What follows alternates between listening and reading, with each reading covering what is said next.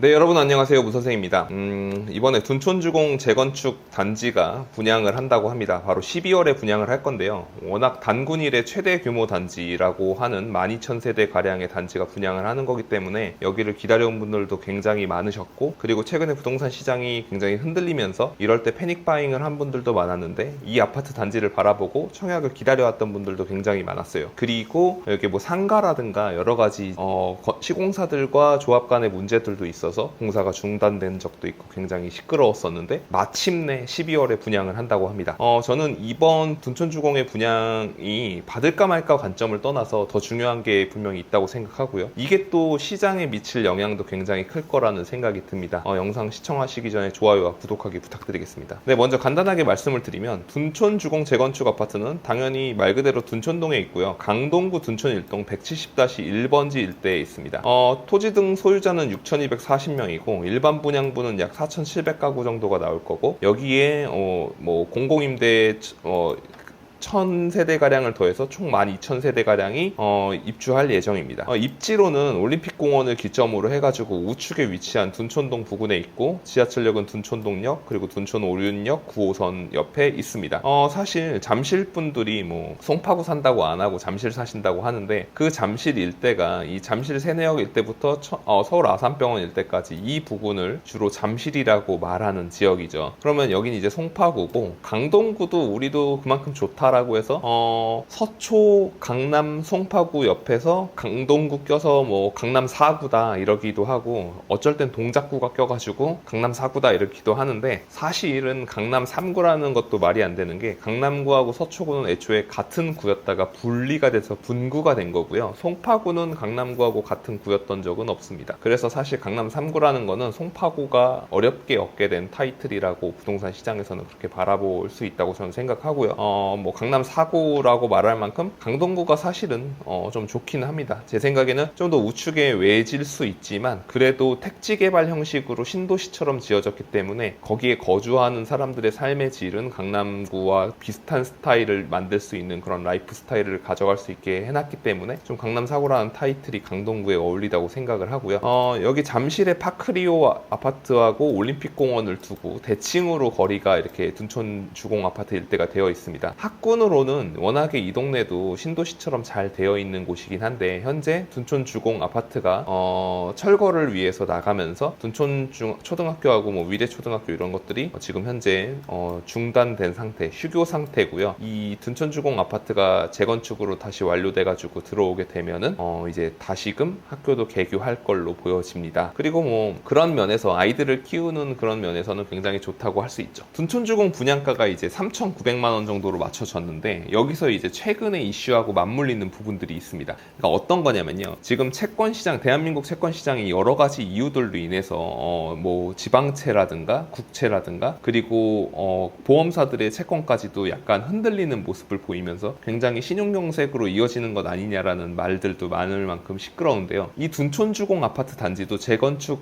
개발 공사를 할 때 돈을 프로젝트 파이낸싱, 즉 PF 대출을 끌어다가 계속해가지고 일을 해왔는데, 이거를 어렵게 차환, 즉 이제 돌려막기를 해가지고 넘어왔거든요. 그러니까 이 이자 금액 자체가 굉장히 증가하는 요즘 시점에 이 금리 부담 때문에, 야 이럴 거면은 그냥 일반 분양을 빨리 해서 이거를 중도금 대출로 넘기자, 즉 이 대출을 우리가 어렵고 비싸게 PF로 빌려오는 것보다는 이거를 그냥 수분양자들, 즉 일반 분양가 조합원 분양을 받은 분들한테 중도금을 받는 식으로 채우는 게 훨씬 낫겠다라는 판단으로 인해서 이렇게 빨리 분양을 하게 됐고, 그래서 내년 1월로 넘어가는 것 아니냐라고 했다가 올해 12월에 한다라고 그렇게 된 거거든요. 그래서 갑자기 이제 다음 달이면 하게 되었고, 그리고 정부가 지난달에 이 아파트 대출 규제를 완화하면서 15억 이상의 대출이 0%였던 걸 풀어줬고, 그리고 중도금은 9억이 넘어가면은 이제 분양가가 9억을 넘으면 중도금을 대출을 안 해줬었는데, 그거를 12억까지 늘려주면서 이제는 비로소 그 대출이 되게끔 만들어줬었던 부분이거든요. 그러니까 이제 조합 입장에서는 12억보다 낮은 가격에 국민평형 30평형대는 분양을 하게끔 해야 되니까 3,900만 원이라는 걸 써서 내서 9억, 그러니까 20평대는 9억대, 30평대는 12억대의 아파트를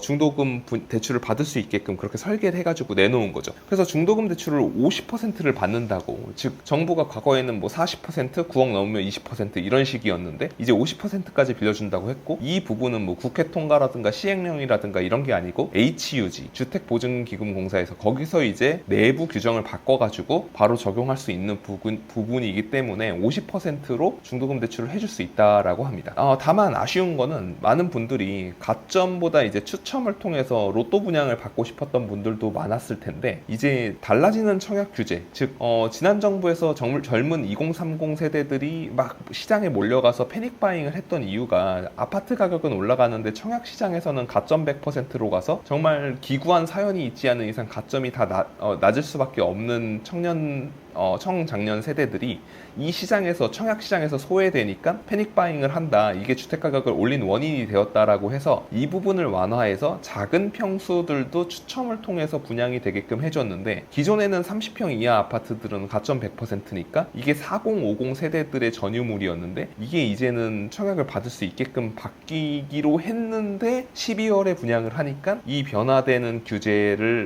완화를 타지 못하고 기존대로 가점 100%로 가는 게 확실해지고 있다라고 할 수 있습니다. 근데 문제는 중도금이라든가 가점이 아니고 문제는 DSR입니다. 만약에 6억 원의 대출을 한다고 하면은, 지금 부동산 계산기 닷컴이라는 사이트에서 제가 퍼온 캡처해온 부분입니다. 이 부분을 계산하고 싶으시면 이 부동산 계산기 닷컴에 들어가셔서 확인하시면 됩니다. 이 6억 원의 대출을 한다고 했을 때 최근에 금리가 7% 이렇다고 하잖아요. 주택담보대출 금리가. 그리고 중도금 대출 금리는 좀 비싸거든요. 왜냐면은 이게 이 영업을 해가지고 따낸 은행이 이거를 독점해가지고 그러니까 일반 분양 받은 분들한테 대출을 해주는 형식인데, 이게 주로 좀 비싼 경우들이 좀 많아요. 제가 경험상 그렇더라고요. 그런데 만약에 7%의 주택담보대출이 된다라고 하면은 이 6억 원의 대출금을 빌렸을 때 300개월 동안 갚는 거를, 그러니까 DSR이라는 거는 총 부채 상환 비율을 말하는데, 소득 대비해서 이 사람이 1년에 갚아야 되는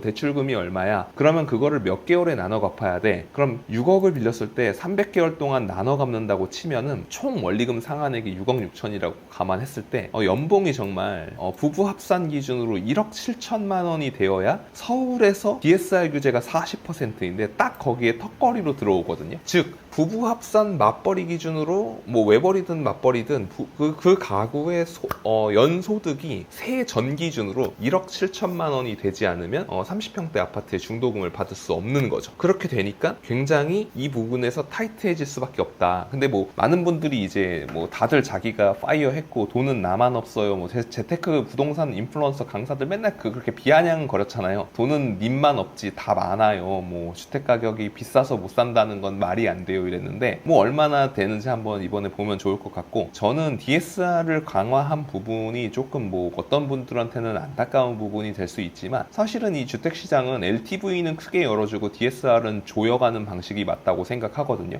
왜냐하면 이 서울의 아파트라는 거는 정말 세계적인 도시의 고급 주택인데, 그런 세계적인 도시의 고급 주택을 LTV를 열어서 아무나 사게끔 해주고 그거를 뭐 다 갚지 않아도 언젠가 되팔아가지고 돈을 버는 형식보다는 정말 필요한 사람들, 능력 있고 고소득자의 전문직이라든가 대기업에 종사하고 이런 분들이 그 부분에서 DSR, 그러니까 자기 능력에 맞는 DSR 총 부채 상환 비율대로 중도금을 빌리고, 그것이 LTV가 설령 지금 현재 기준인 50%보다도 더 높은 60, 70, 80%라더라도 소득이 높아서 능력이 있는 분들은 빌리면 되는 거고, 반면에 LTV가 80%까지 가도 자기 소득이 안 되면 못 빌리게 해놓는 게 맞는 거고, 사실 저는 전세금 역시 이 DSR에 포함시켜서 능력이 안 되는데 아파트를 그냥 사는 경우들을 좀 제한해야 한다고 저는 생각하는 사람인데, 이렇게 생각하는 걸 이야기하면 욕을 많이 먹겠지만 모든 사람들이 다 그렇잖아요. 능력에 맞는 공정을 원하고, 그리고 또 무리한 그런 대출을 벌려가지고 그것들이 또 이 금융시장을 어지럽히면 사회 전체가 힘들어지기 때문에 능력에 맞는 대출, 이게 중요하다고 생각하는 사람이라서 DSR은 좀 강화해도 괜찮다라고 생각이 듭니다. 1억 7천만 원이 넘으면 빌리게 되니까 문제가 없다고 저는 생각하고요. 사실 뭐 12억짜리 아파트를 사는데 부부 합산 소득이 1억 7천만 원 정도는 돼야지 받을 만한 거 아닌가, 저는 그렇게 생각을 합니다. 어쨌든 받을까 말까 이 두 가지 이슈가 있는데, 제가 볼 때는 고려해야 될 게 이겁니다. 1주택자거나 2주택 1주택자거나 무주택자이신 분들은 서울에 앞으로 3, 4년 내로 전월세 대란이 올 거라고 저는 생각을 합니다. 그 이유는 이렇게 공급이 굉장히 타이트하기 때문이에요. 서울에 신규 공급돼야 되는 물량이 4만 7천 가구인데 그거에 못 미치는 수량으로 굉장히 줄어들고 있고 25년, 26년도에는 굉장히 씨가 마르게 됩니다. 물론 여기 둔촌주공이 분양을 하게 되면은 2025년에 요만큼이 들어올 거라고 가정이 되기 때문에 지금보단 증가하겠지만 그럼에도 불구하고 적정 수요보다는 터무니없이 낮은 채로 지나갈 거고 지금 와서 인허가를 내서 지은다 하더라도 그게 2027년이나 2028년까지 넘어갈 거고 이 시기에는 경기도의 3기 신도시에 집중되는 물량 외에는 큰 물량이 없기 때문에 공급이 타이트해질 거고 만약에 자산시장에 어려움이 있더라도 주택 공급 자체가 타이트하면 전월세 대란은 계속해서 지속될 수밖에 없기 때문에 결국에는 이런 걸 피하기 위해서는 집을 사는 게 좋은데 또 이게 개인의 자금 여력이 돼야 되거든요. 자기의 소득이 부부 합산 기준 1억 7천만 원이 돼야지 좀 받을 수 있는 거고 이게 이제 전월세 대란이 온다라고 왼쪽의 데이터로 저는 그렇게 생각하고 있는데 문제는 잔금을 칠 때 전세 받아서 치면 돼 라고 했던 거는 전세값이 많이 올라왔을 때 기준인데 이게 보시면은 지금 2024년에도 강동구의 적정 수요는 2,300가구인데 그걸 초과하는 물량이 한번 나옵니다. 그리고 이때 12,000가구가 나오게 되면은 강동권 일대 물량이 이만큼 터지면서 헬리오시티가 2019년 말에 들어왔을 때 9,500세대가 들어와서 잠실 일대, 성남 일대, 분당 일대, 판교 일대, 강남 일대 전세가를 전부 다 끌어내려가지고 그 여파가 저기 강서라든가 저기 강동, 강북까지 쫙 뻗어갔었거든요. 결국엔 뭐 그때 고양시나 이런 데까지 다 전세가가 내려갔었는데 그런 현상이 둔촌주공 12,000세대가 들어오면은 또 나타날 수 있다. 그럼 일시적으로 그때 올라가 있는 전세가나 반전세 가격보다도 내가 못 받을 수 있는 확률이 더 높아지는데 그렇게 되면은 잔금을 치기 어려울 수도 있다라는 겁니다. 결국에는 금리가 올라가는 이런 시점에는 투자 들어갈 시점이 아닌 거는 확실합니다. 근데 문제는 서울의 주택 공급이 타이트하기 때문에 1주택이 필요하기는 한데 그리고 또 생각해보면은 보통은 분양가가 고분양가니 뭐니 해도 서울 같은 경우는 지나고 보면 그 가격이 그냥 적정했다 그거보다는 다 올라갔고 뭐 이런 게 트렌드였기 때문에 분양을 받는 게 비싸다 싸다는 아니라고 저는 생각해요. 특히나 이 둔촌주공 같은 경우는 분양가 상한제 지역으로 알고 있는데 당연히 이게 분양가도 적정한 수준이라고 나오긴 할 텐데 12억을 이제 6억의 중도금 대출을 빌리고 그 7%의 금리에 DSR을 감당할 수 있는 사람들이 있느냐라는 그런 생각이 듭니다. 그리고 그거보다 더 큰 건 더 중요한 건 이 둔촌주공이 미분양과 미계약이 발생하게 되면 와 서울의 강동구라는 이런 메인 입지에 시장이 흔들려?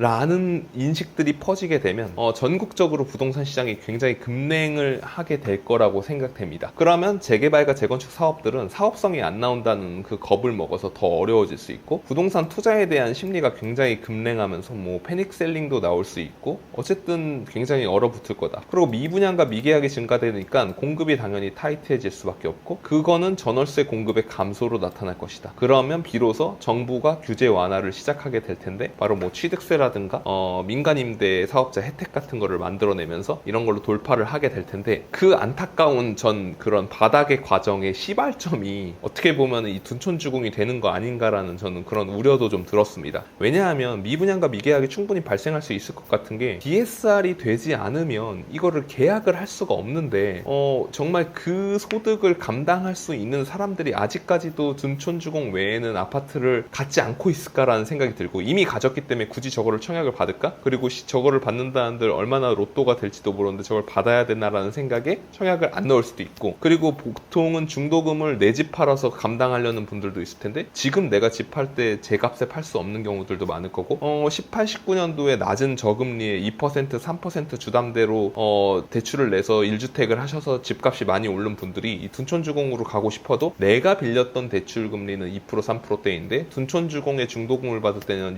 6%, 7%가 넘어가게 되면은 심리적으로 굉장히 얼어붙어가지고 계약을 포기하는 경우들도 많이 생길 수 있다는 생각이 듭니다. 그래서 정말 이 말도 많고 탈도 많고 여기까지 왔지만 둔촌주공이 앞으로도 이 한두 달 동안 부동산 시장의 향방을 가를 게 과연 둔촌주공 아닌가 이런 생각이 들었습니다. 오늘 뭐 제 짧은 생각을 좀 말씀을 드렸고요. 영상 시청해 주셔서 감사합니다. 이 둔촌주공 이슈는 좀 더 계속해서 따라가도록 하겠습니다. 영상 시청해 주셔서 감사합니다. 오늘도 수고하셨습니다.